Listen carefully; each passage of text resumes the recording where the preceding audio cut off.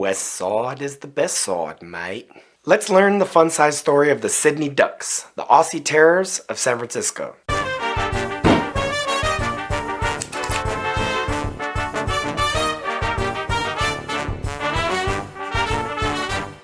California, a land that approximates a terrestrial paradise. Being from here, I am a little biased, but you can get your proof from the generations of fortune seekers who came here to benefit from our natural bounty. Mountains, beaches, deserts, sure. Even better, perfect soil to make it America's breadbasket.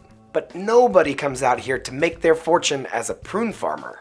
With the discovery in 1848 of a shiny rock in the American River, word spread across the world that there was indeed gold in them thar hills, and people flocked to get their piece of the pie. And just as today, with young folks coming here to found tech startups, money was to be made building an entire economy to serve the newly rich. People to design trendy clothes, and others to supply less than legal party favors for Burning Man. During the gold rush, this meant selling picks and axes, selling cold beer, or selling time. Some flourished in this economy. Others found out that mining is hard work. So why not just take from those who had already done the hard work? And an absence of any real legal structure made San Francisco a paradise for crime. Now gold fever struck everyone, including sailors who were ferrying prospectors to San Francisco. Many ditched their boats to run off to the mountains and mine. The owners of these ships wanted their crews back, so they organized a burly group of Army veterans to retrieve them.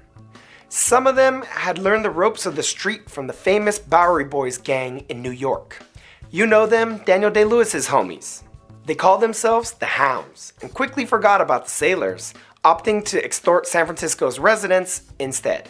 This extortion was largely tolerated by the greater public, as long as innocent victims were kept to a minimum.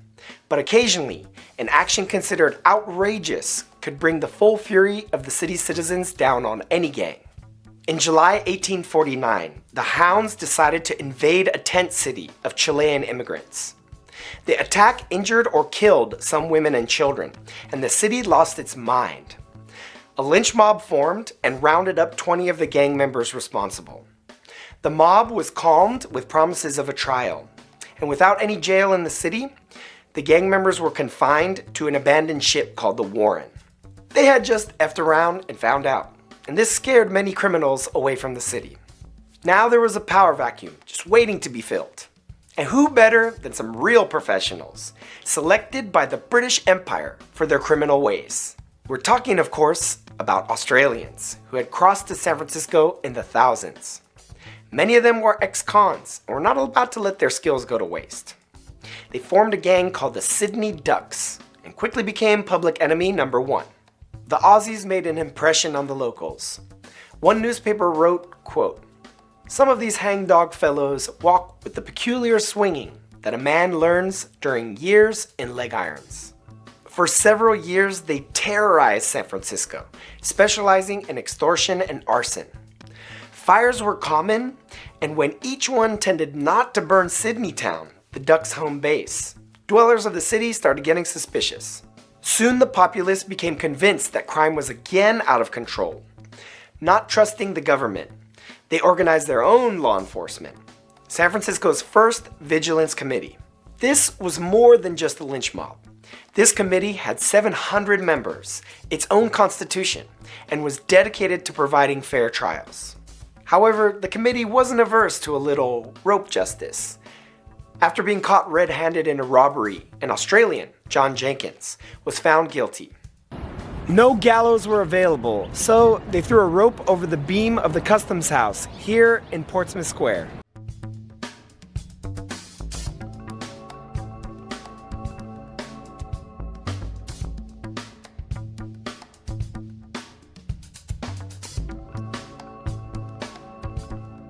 An unlucky customs clerk was sleeping on the counter and woke to a weird sound, only to see Jenkins hanging outside the window. You would think this would initiate some kind of hanging spree. Not quite.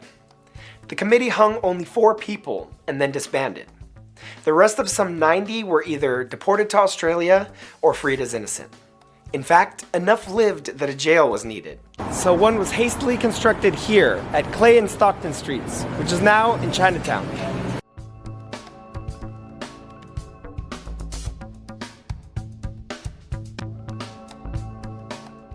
It instantly became clear, though, that it needed to be replaced. One morning, a man imprisoned there showed up at the mayor's office with the jail's door on his back, saying that if he didn't get food immediately, he would run away. The mayor sent him breakfast. Time for plan B. Remember all those boats abandoned by the sailors? Well, resourceful San Franciscans had slowly been repurposing the wood for buildings or for walkways laid over posts driven into the soft mud of the port. Even for bars like the Old Ship Saloon, which you can visit today.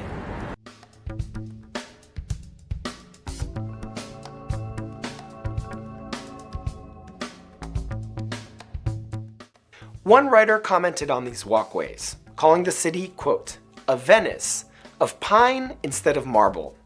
Even if boats weren't stripped for lumber, these walkways eventually surrounded them, and they were gradually absorbed into the city.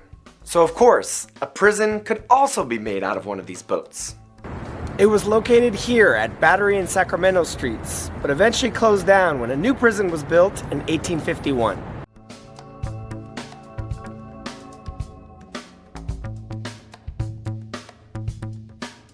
Slowly, law and order was coming to San Francisco. But this was not even close to the end of this paradise of crime. Stay tuned for more in my next episode. Remember, history isn't just places and dates. It's a story of you and me, just in different times and different circumstances. Follow me on Instagram, join the conversation on Reddit, and consider becoming a patron at patreon.com.